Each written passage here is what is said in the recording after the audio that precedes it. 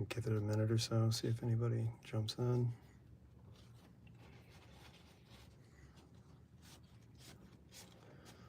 Some days I'm ready to draw right at 5, and some days I'm pushing right out to the last second.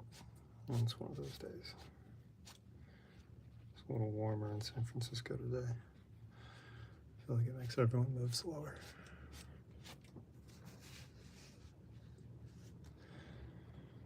Right.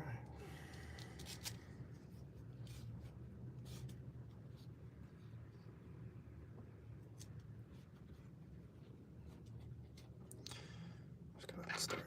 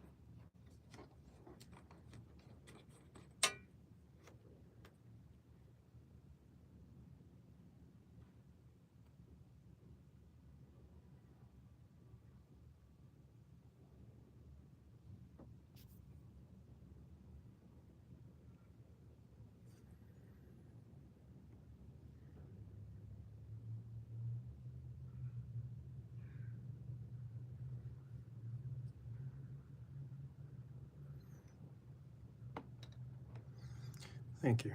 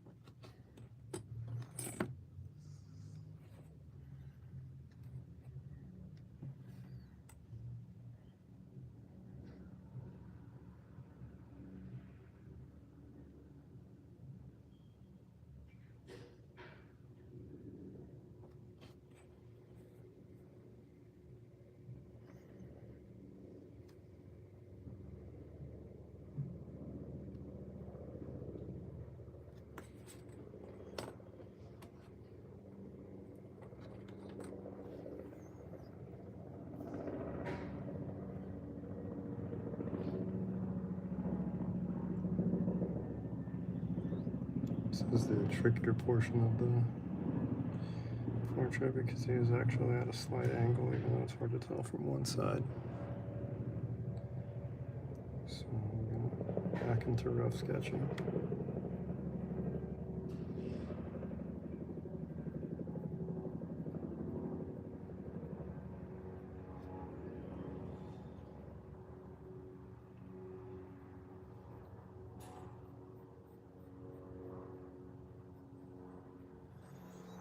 Sometimes a good trick that you can do when you're drawing a 50-50 portrait like this, especially if you've done everything on one side, rather than starting on like your own little island out here to establish things, you can draw in a little bit of the facial geography around it to approximate the angles.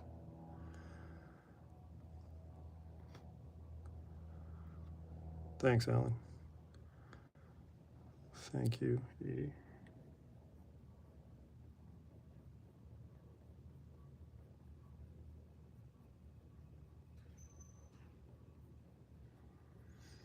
I like to draw the portraits 50-50 like this, so you can see about, I'd say, a third of the way of the progress here on this side compared to the sketch phase over here. Thanks, Alan.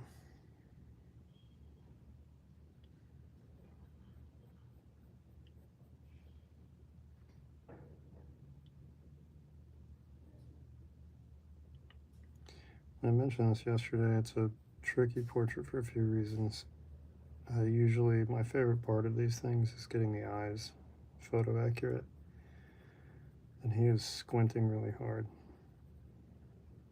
so it sort of takes away the favorite thing of what I like to draw, but I think it's a good practice. Same as doing asymmetrical portraits, like the Tom Hardy drawing that I did a few days ago. He has a really crooked face in that because he's also smoking a cigar and basically closing another eye.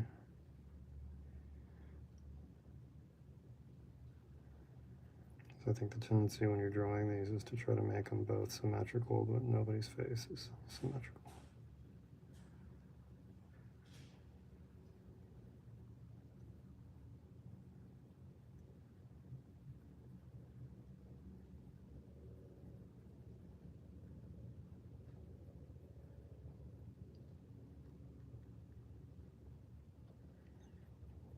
Something I'm also noticing in the last few drawings is that a lot of people's eyebrows are wildly asymmetrical.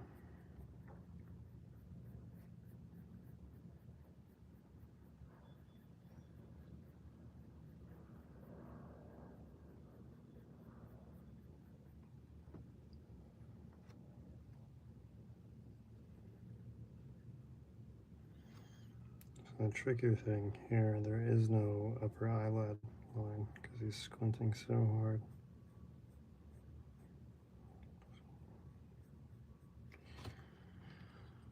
And then I'm going to measure, essentially when you want to get your eyes accurate, you measure from this corner of the eye into this one, and then you want to measure per eye from end to end,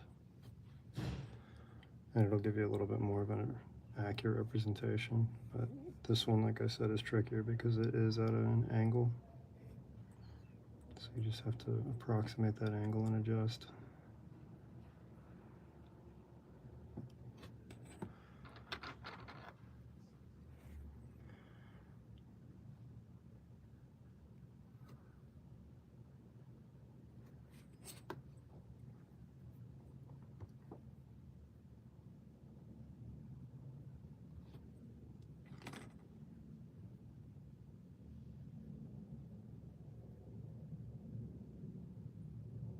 Thank you. Lots of positivity so far in the chat, which is always nice.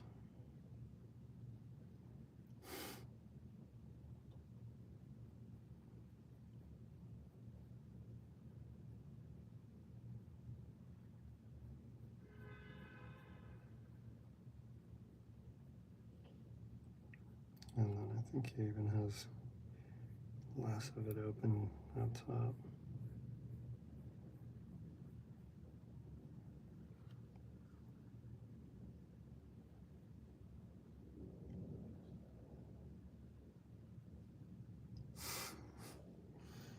Thanks.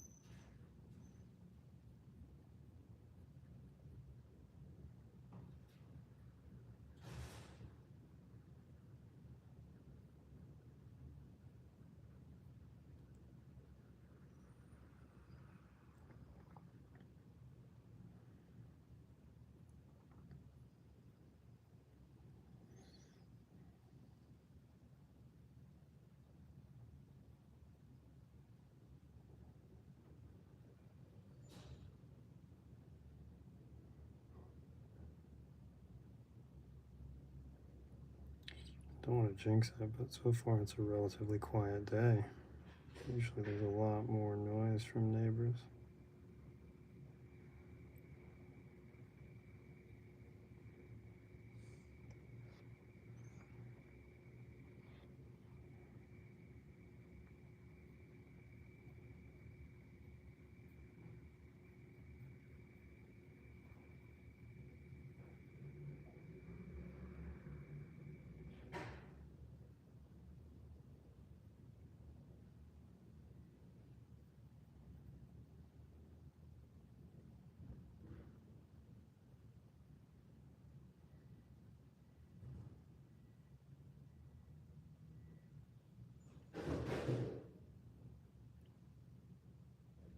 Maybe I spoke too soon. There we go. It's average noise from neighbors. That's why I don't mark these videos as ASMR, because it's usually relatively loud in our building and around the area. It's the benefits of living in a dense city center.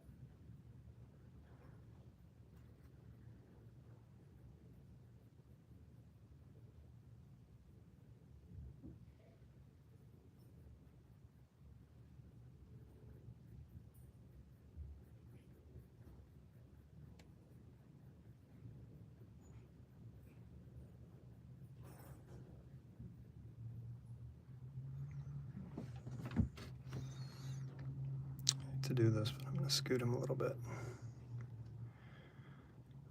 Give you a little bit more of an even view.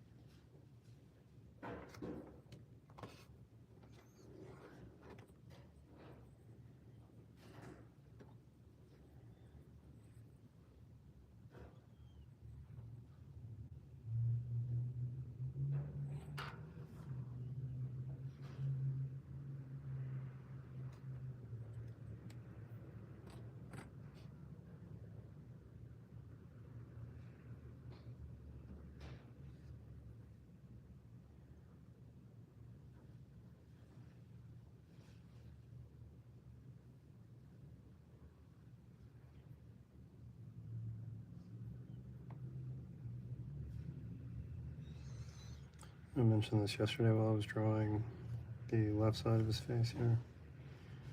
I think the lighting for this photo is a strobe. Initially, when I glanced at it, thought it was sunlight, but his eyes aren't fully reacting as if he was opening his eyes in sun. It's probably like a large strobe and then some diffusers. If If I'm not mistaken, I think Brian Billin Smith took this photo. Which would make sense, he uses lots of this stuff.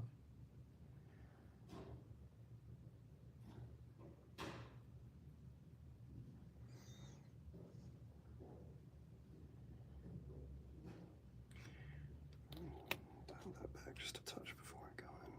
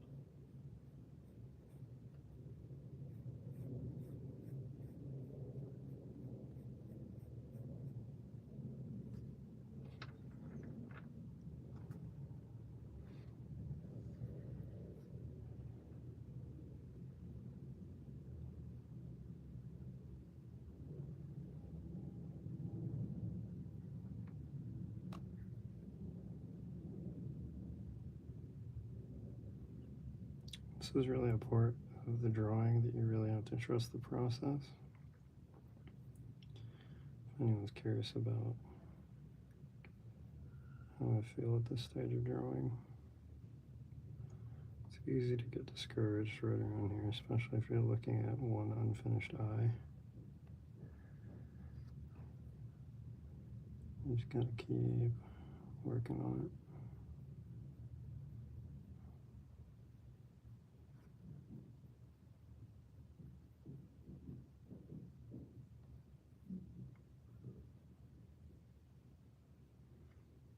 And one thing I think is kind of a shame, which maybe I'll lighten just for the sake of the drawing, but his eye is almost completely blacked out in this photo. So I'll probably go back in and add a little bit more depth. But the fall off of light is really hard on this side, so you can't really even see the definitive line of his pupil there. Or his iris, I'm sorry. And I think this is even harder of a slope here. Yep.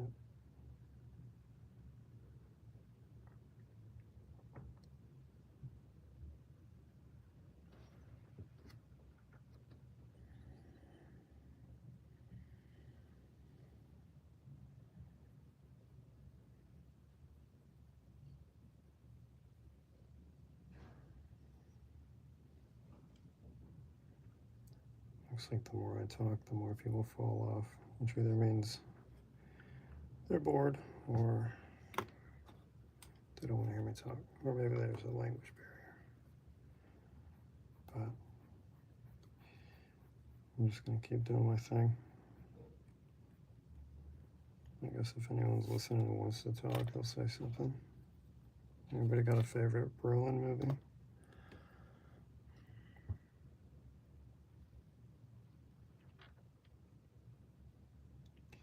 I think I'd have to say I'm torn between No Country for Old Men and Inherent Vice, which yesterday and the days before I was drawing Joaquin Phoenix, and I mentioned that movie as well. If you haven't seen it, it's worth watching a few times, really. Every time I watch it, I notice more. It's based on a Thomas Pynchon novel, and it's That's great too.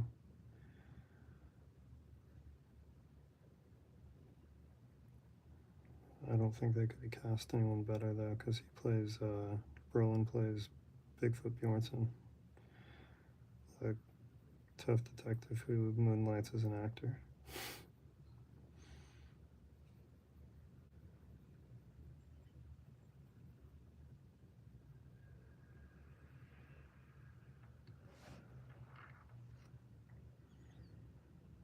And then if you haven't seen No Country for Old Men, it's another masterpiece of film.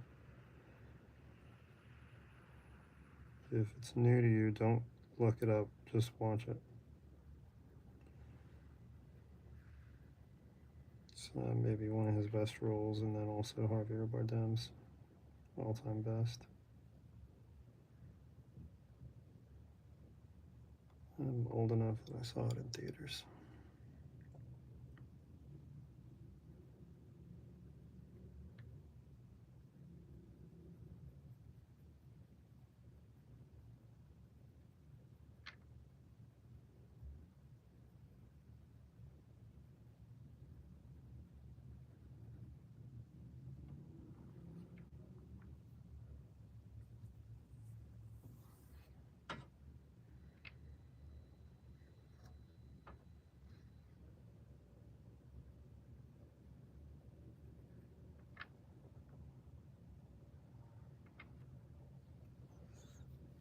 Yeah. Well, that's a good starting point for the right side of the face. I'm going to build out a little bit. We'll come back to that eye. Anybody watch Bob Ross? Any PBS people? I always think about him anytime I talk while I'm drawing.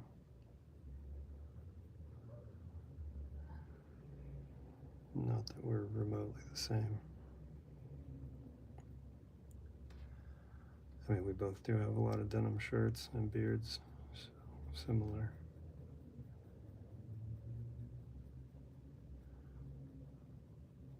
And eventually for these streams, I am going to have multiple cameras so you can see a little bit more of the area that I used to draw on. You know, maybe it'll feel like more of a hangout, like you're sitting with me while I'm drawing.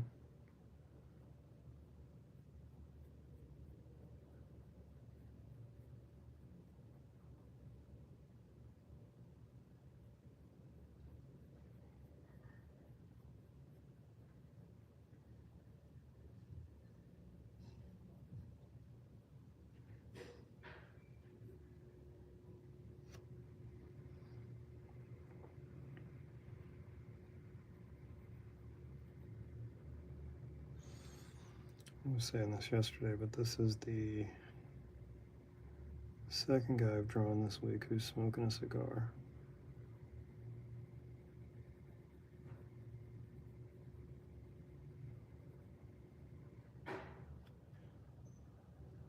With an intentional just of all the reference portraits that I found, they both coincidentally had cigars. Any avid cigar fans?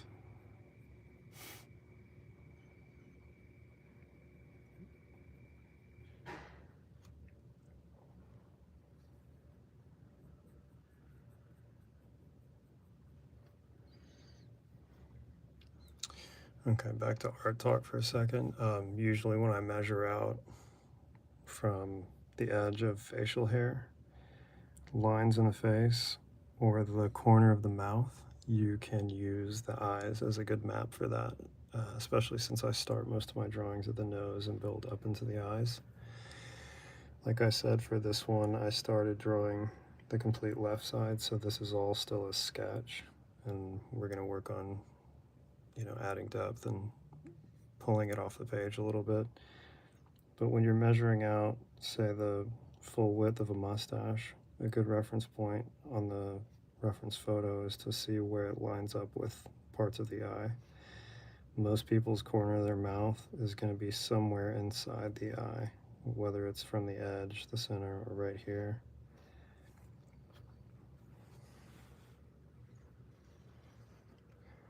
And then, like I said earlier, a lot of people, I mean, most people have asymmetrical faces to an extent.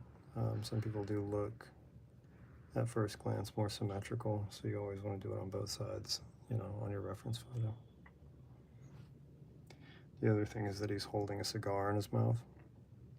And so this eye is more of a squint, and there's a little bit more wrinkle on this side of his face. So the edge of his mustache might fall slightly differently than over here where it's more at rest.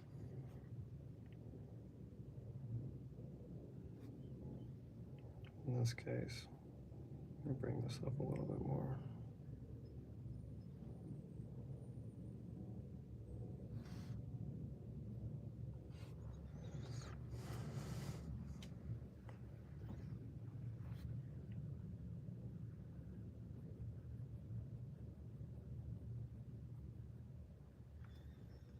And then the other reference when building facial hair is the smile lines. Where they intersect with the mustache is a good way to get it where it looks accurate to the photo. So you can see where they meet up.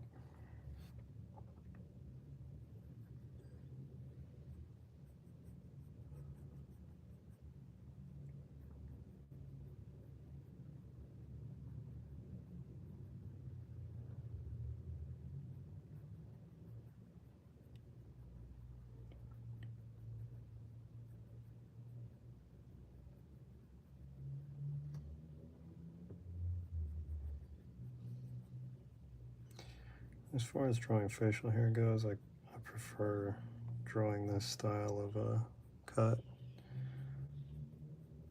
because he's got some hair that's close crop and some that's grown out. So it's a little easier to add texture. He also doesn't seem to groom it in terms of making it nice and straight for photos. So it's a little bit messy.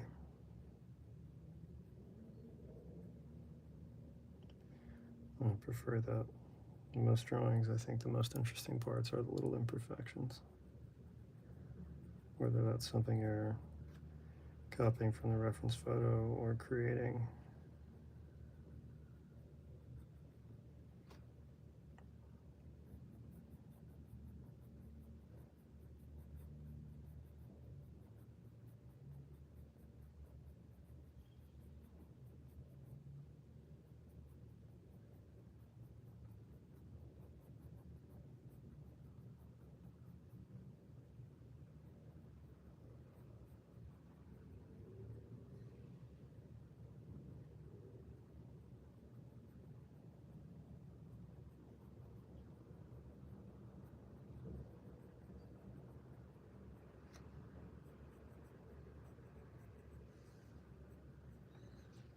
Any deep cut Brolin fans out there?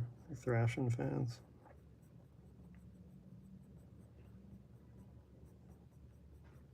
Bonus points if you can name who's in that movie without having to look it up.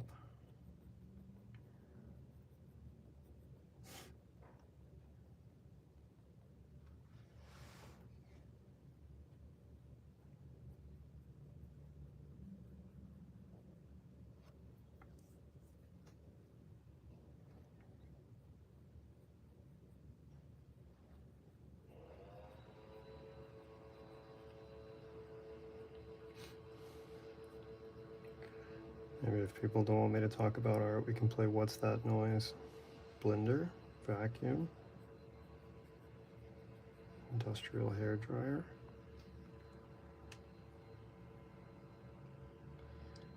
food processor, start building this out, we'll connect them.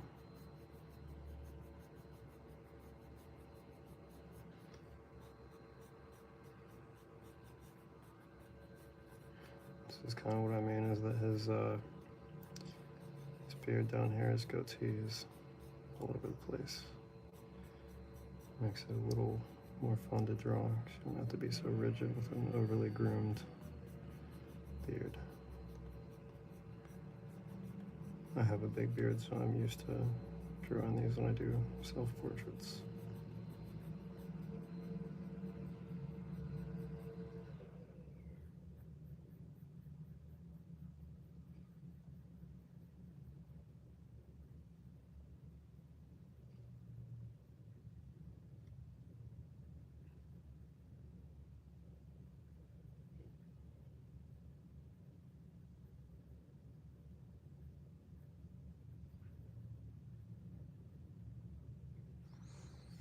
Something else I like to do as I draw, I try not to just focus on one area for too long. It gets a little bit boring when you do that. Maybe it speaks to my attention deficit, but it also helps. And I've heard a lot of artists say this as well. It helps to gain perspective on the full thing, to see where you can sort of embellish or reduce.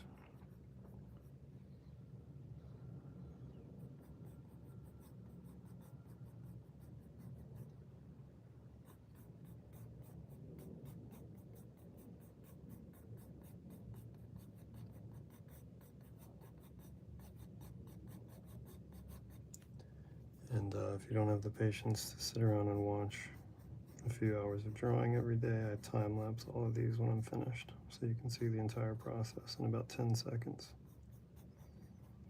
Those are always in my shorts feed.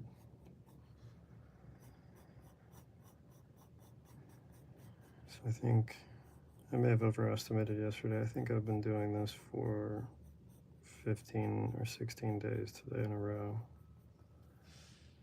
at 5 p.m. Pacific Standard Time in the US.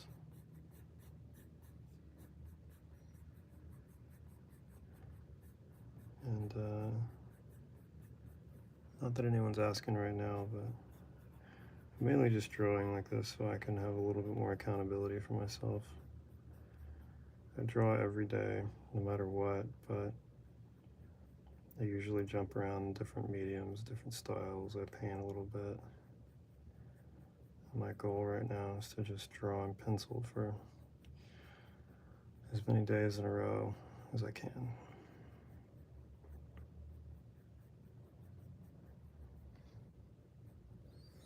Usually when I get up every day, when I'm having coffee, I draw a small portrait as well.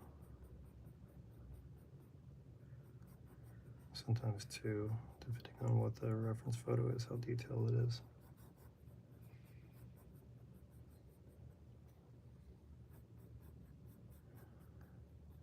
I'm not really a big Malcolm Gladwell guy, but I do think that there is something to putting in 10,000 hours of something. If your goal is to be good, you gotta do it all the time.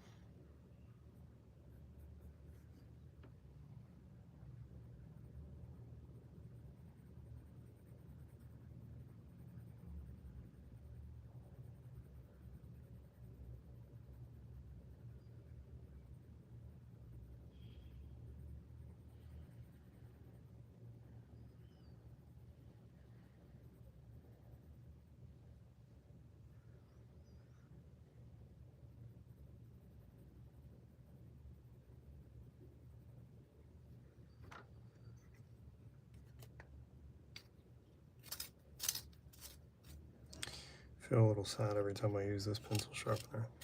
It just goes through pencils so fast. I tried a single step sharpener yesterday and it was trash. So I may just be stuck buying a few boxes of Black Wings every couple months.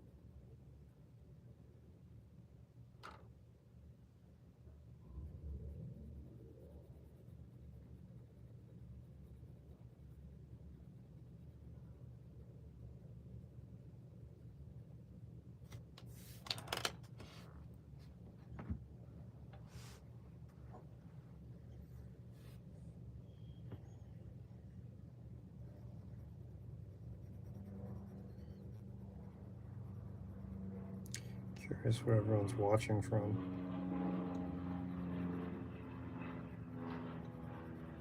It seems like people either don't understand me or don't use chat at all.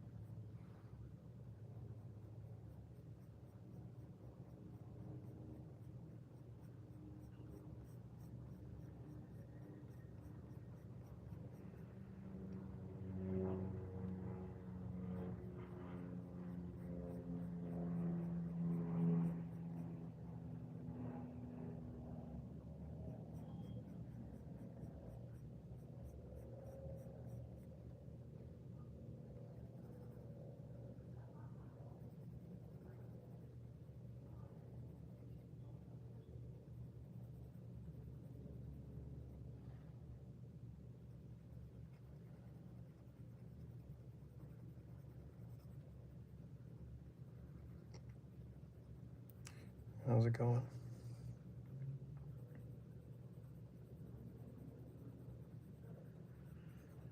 I never know whether to call people by their screen names or just say hi. What's up, AS artist?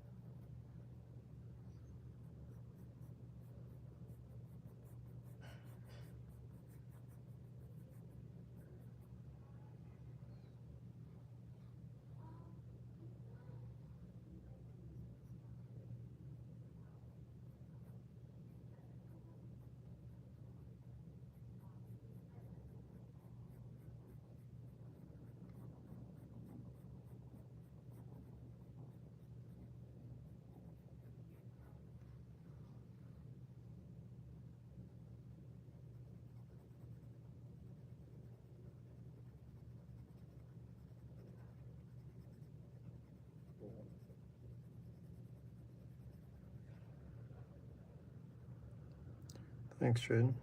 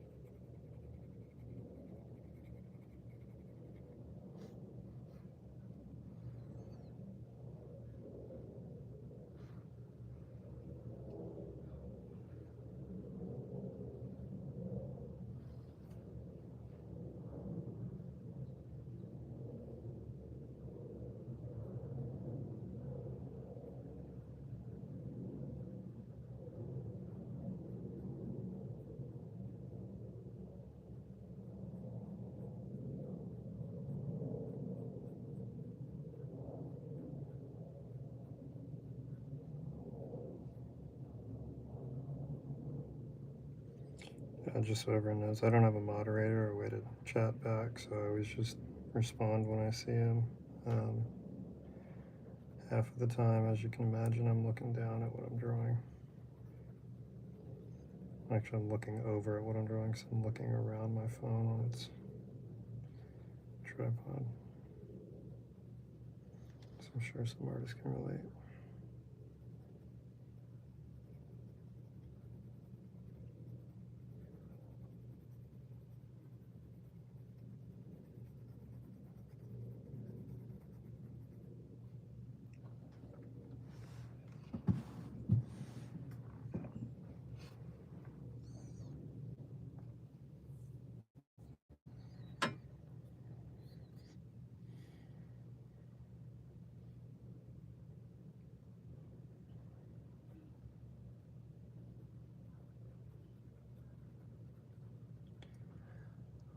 I might have to refrain from watching Josh Brolin movies for a little while after doing this one.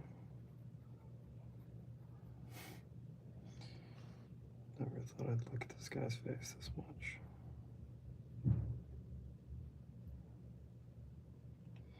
I mentioned this the other day, but a lot of the time, if people are curious about some of the more photo accurate drawings that I do, something that I really prefer is a lined face or someone with facial hair.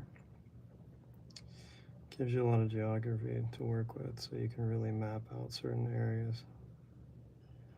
Gives you good measuring points as well if you use a ruler. So typically for my commissions,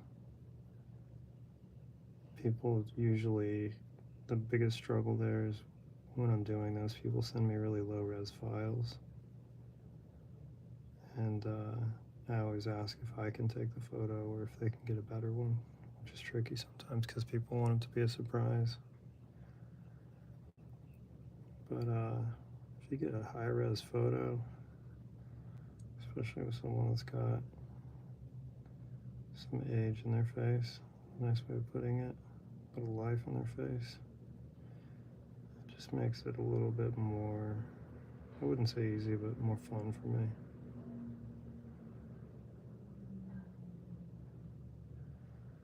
And Brolin's a good one. He looks like a dude who rides his motorcycle with an open face helmet, which I'm pretty sure he does.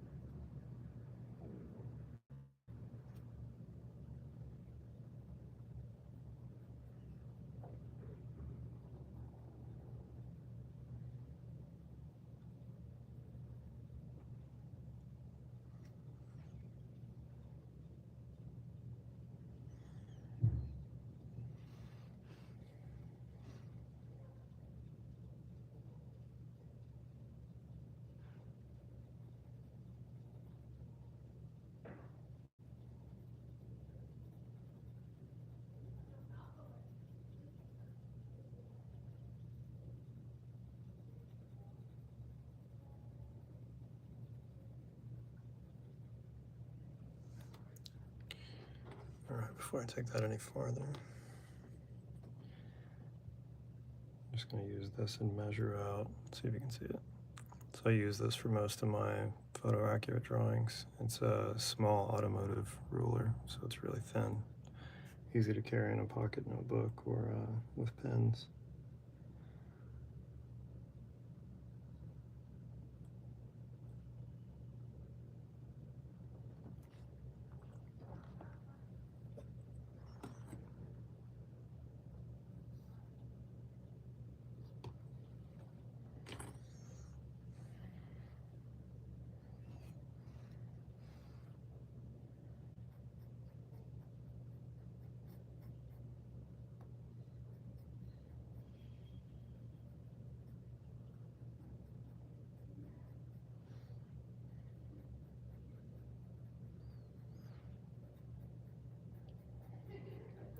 I feel like with the portraits that I've chosen to draw this week, I could draw, or I could make a Wookiee out of all the hair that I've drawn. I feel like the next person needs to either be wearing a hat or be bald.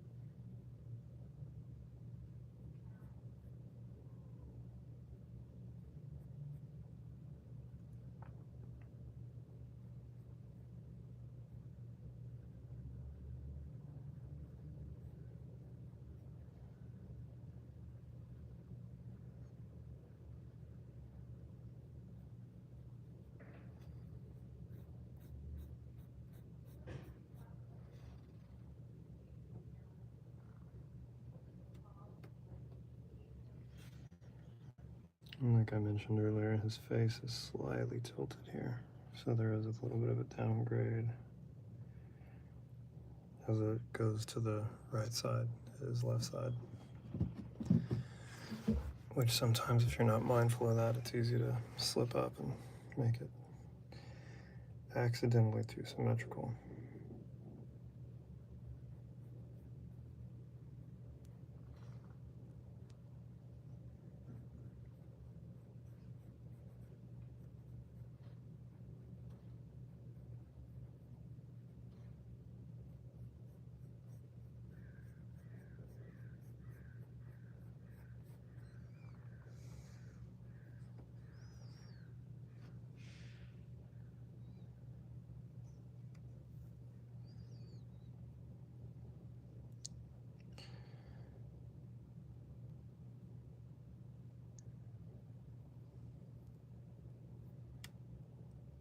Oh, morons in the chat. It's funny.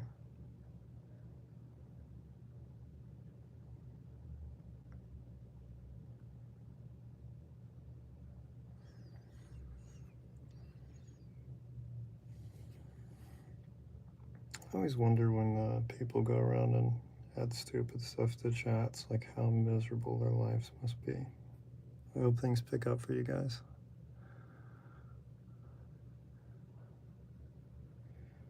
Well, you'll have to tell him about it, because that's how he's holding it in the photo.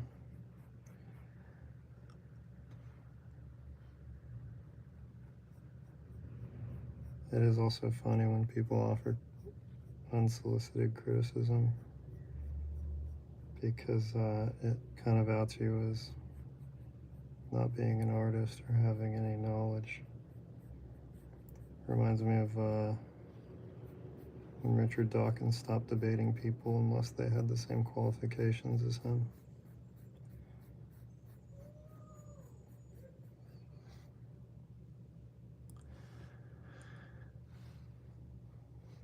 Well, I appreciate the engagement, because you're just making the algorithm pick up stuff more.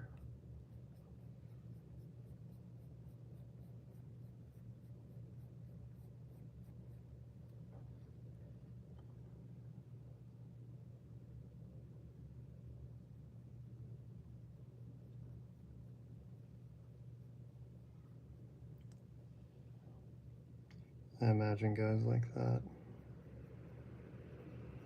don't really have much going on in life.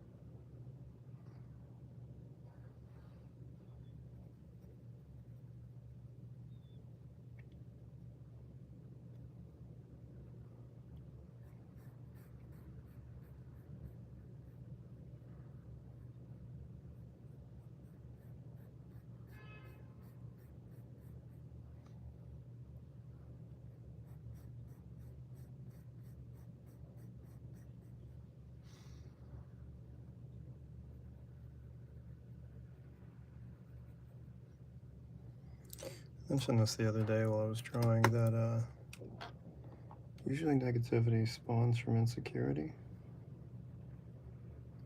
And I think a lot of people online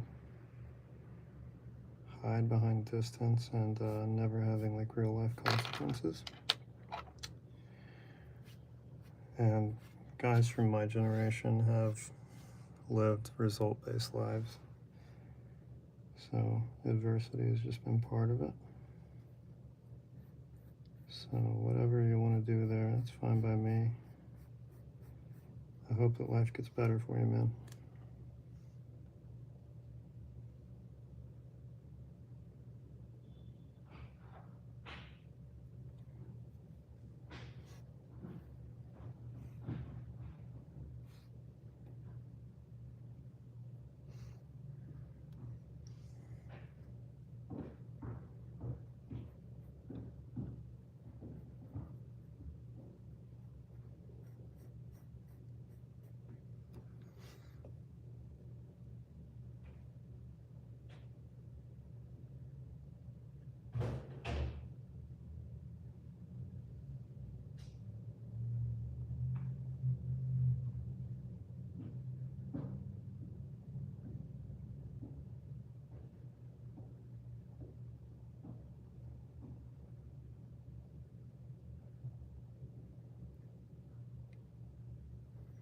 There we go.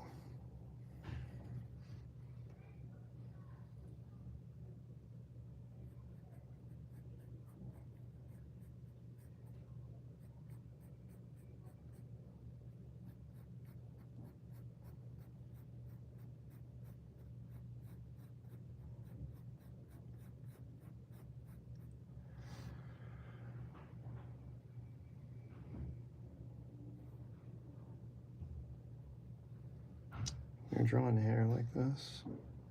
Most people, especially when they have a slightly longer crop haircut, there's always a point towards the side of the face where it starts to straighten out and then fall. It's a little detail that helps add a little bit more photorealism. And this right here is just directional texture.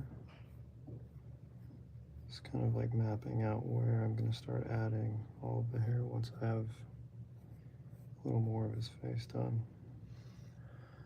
It's just bothering me to look at it and not see some of this done. So I'm just going to add a few more things here, and then I'm going to go back to drawing his face.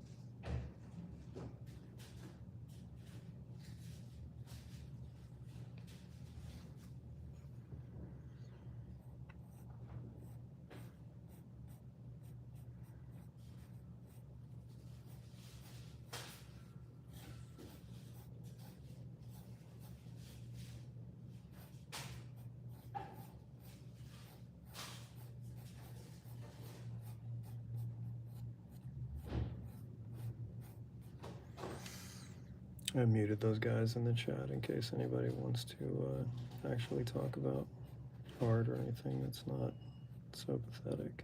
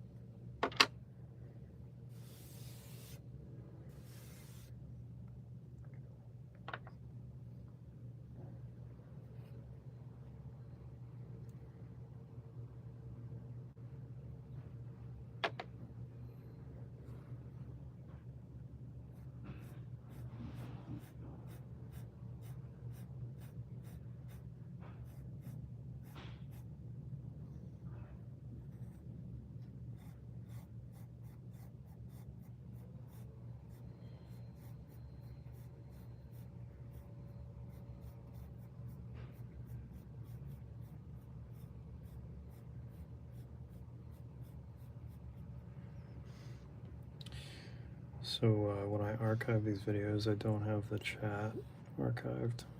So for the sake of the archive, there's like really sad guys out there that just go around saying stuff. And one of them is talking about reporting me for cyberbullying after saying a bunch of vulgar stuff.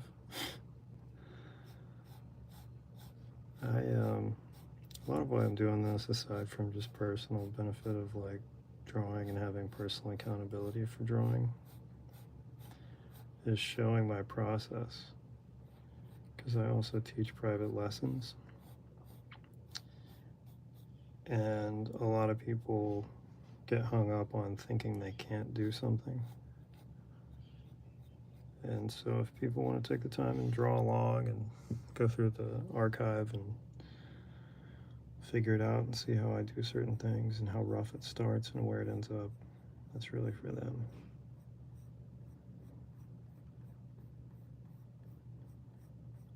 But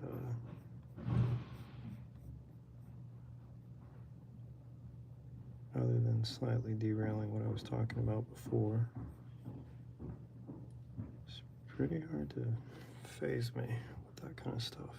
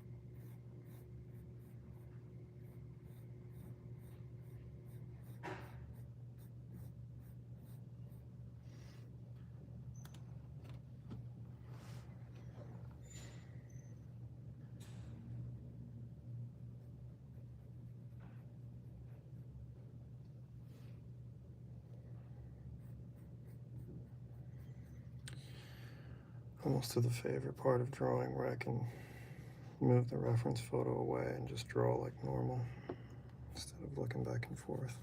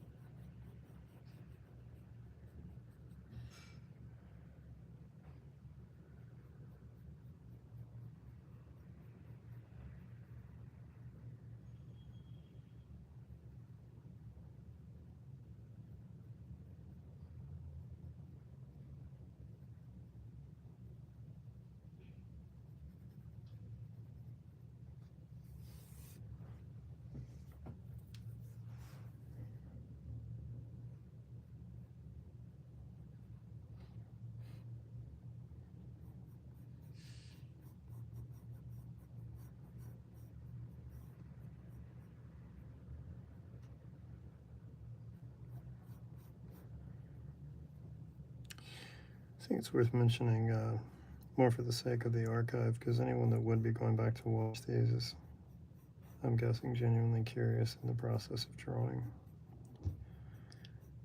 Is that anytime you do anything creative, and even not creative, it usually rubs people that are really insecure the wrong way, and it's more of a reflection of how unhappy they are. You shouldn't let it discourage you. For all I know, those were bots that were trolling. But as someone that's I've been really fortunate with the creative career that I've had in a few different realms. It usually is a good sign if people are negative. I've had, back when I was playing music on tour for a living, every once in a blue moon we'd get someone that would be, I'm trying to think of the nicest way to put this, like an unbearable prick. Sorry if there's any young people watching, even though there shouldn't be. And it was always born out of like a deep insecurity and jealousy. And I think they thought the meaner they were, the more confident they seemed, but it was sort of like an announcement of how incompetent and sad their whole situation was. Which, when I was younger and I first experienced it, I didn't really know how to process it. But the more I encountered it, I realized it was people reconciling that they may not be on the same level as a band that they were envious of, or whatever, you know. And, you know, I was fortunate enough to play with a lot of bands on a certain level, and we encountered a lot more of that with people, you know, that would talk trash about the music or what we wore or whatever. I never met any of those guys that were like wildly confident and also good at what they did. It's been really similar for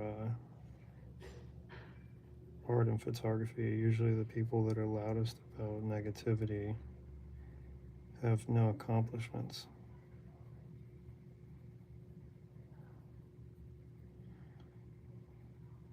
I think it's a drag. But at least back then they were doing it to our face. Which made it like I guess a little more admirable that they weren't so cowardly about it. Sort of what I meant earlier when I said guys from my generation are less easily fazed by that kind of stuff.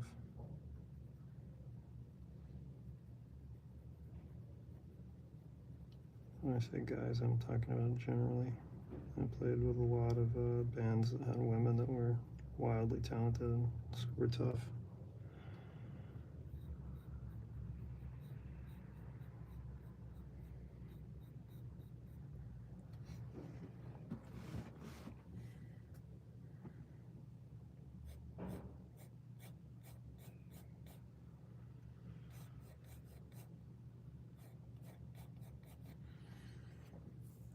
But more about that, I think that it's a good example of how you shouldn't let anything get you down if you're enjoying yourself.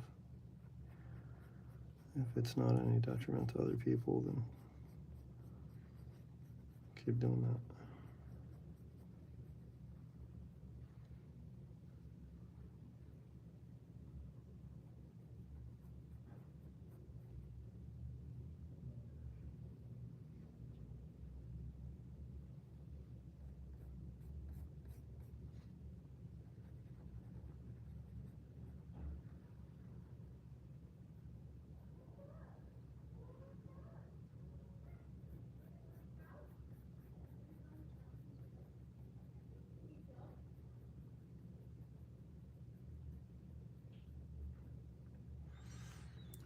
Also mentioned this the other day, which, if you don't want to hear me talk, mute it. But I think a lot of like that like sort of impotent bullying behavior goes hand in hand with unsolicited or bad advice. It's kind of a result of what social media has done to social decorum. But I think speaks to a bigger problem of people not being around someone that would like genuinely react poorly in person. You know, there's not much accountability for that. It's kind of the same thing as everyone having an opinion without any sort of experience. You know, it's like I said, there's a quote that's been attributed to a lot of different writers about how everyone has a book in them, and in most cases that's where it should stay. I feel that way about most opinions.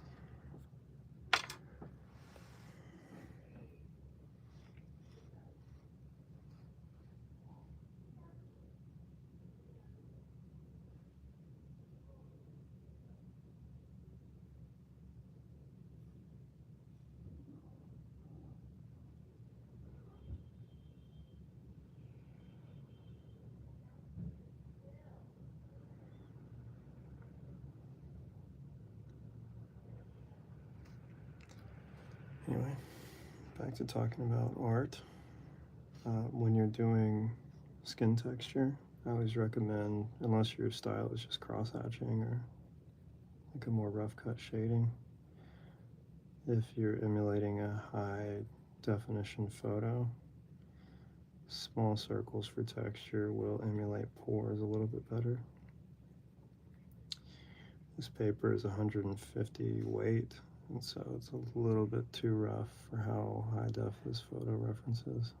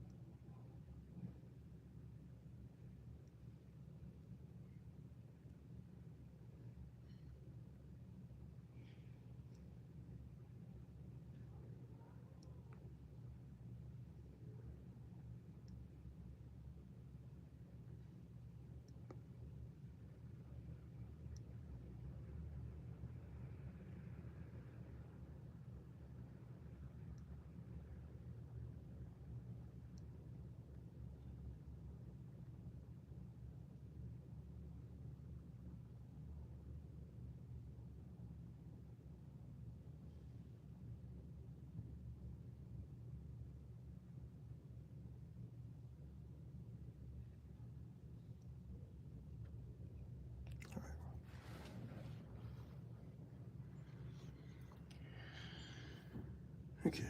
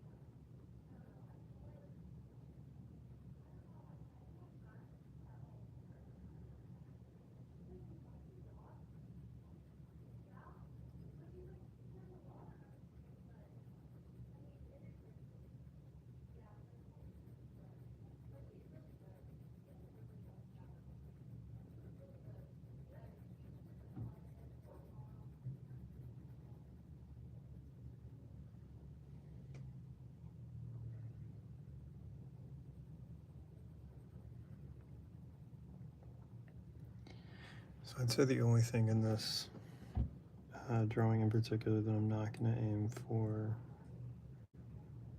recreating exactly as it is in the photo is the shadow that's cast on his cigar.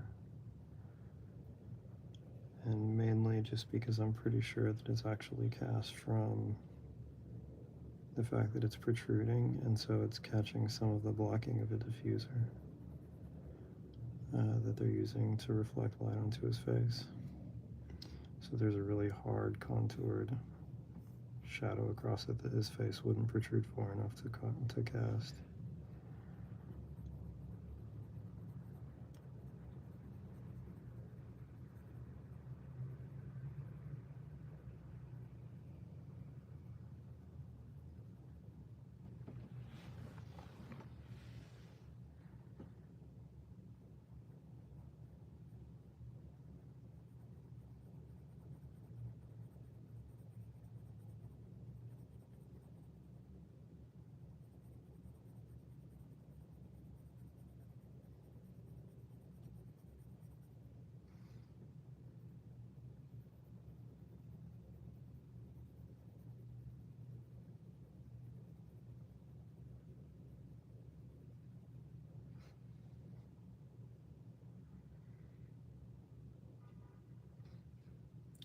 Trying to tell what cigar this is.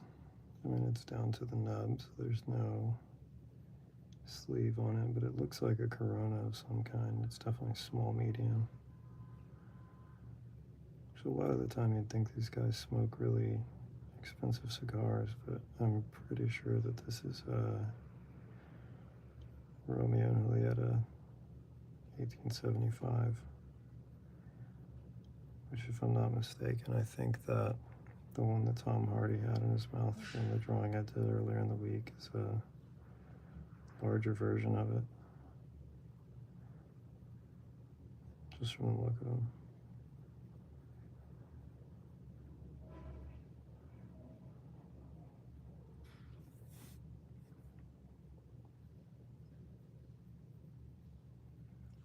I kind of get the feeling that anyone that will watch these is not going to be an avid cigar smoker, so they're also bad for you. But usually they'll let you know if they're a fan of them. They tend to talk about it. How's it going, Fun Life?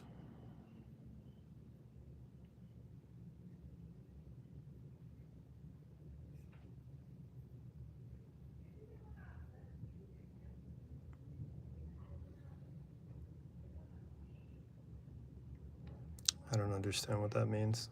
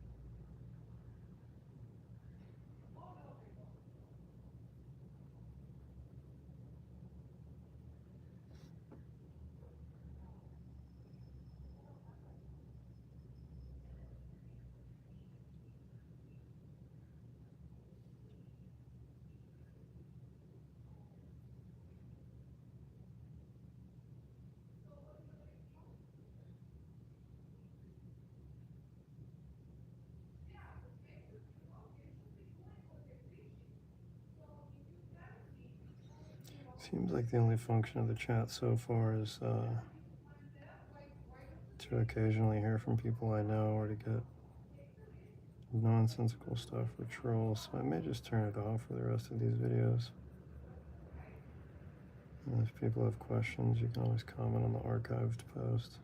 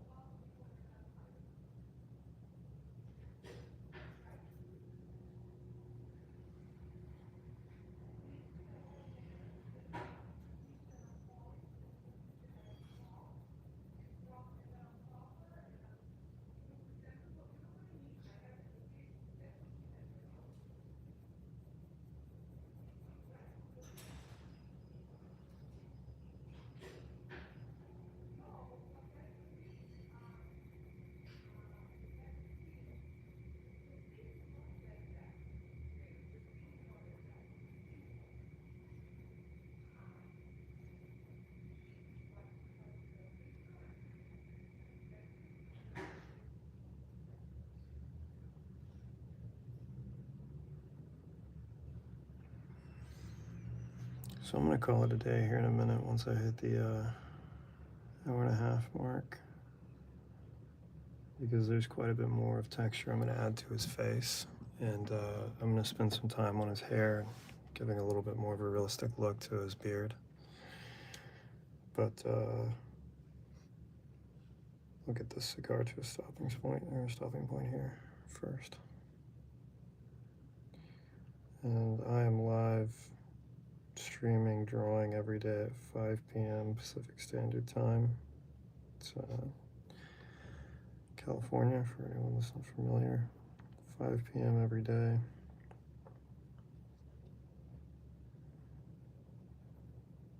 For the next few weeks. And then after that, I'm going to see if there's a better time to get a little bit more of a crowd from closer to where I live.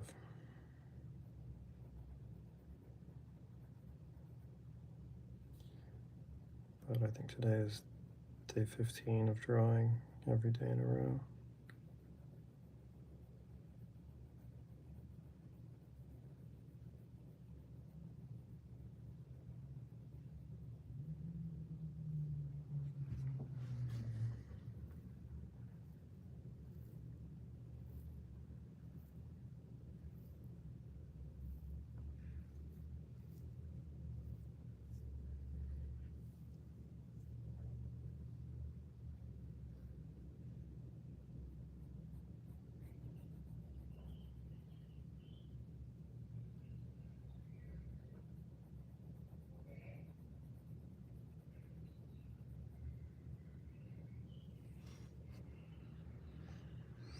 All right, I'm going to call it there for the day. So like I said, I'm drawing every day at 5 p.m. Pacific Standard Time. Thanks for watching. See you next time.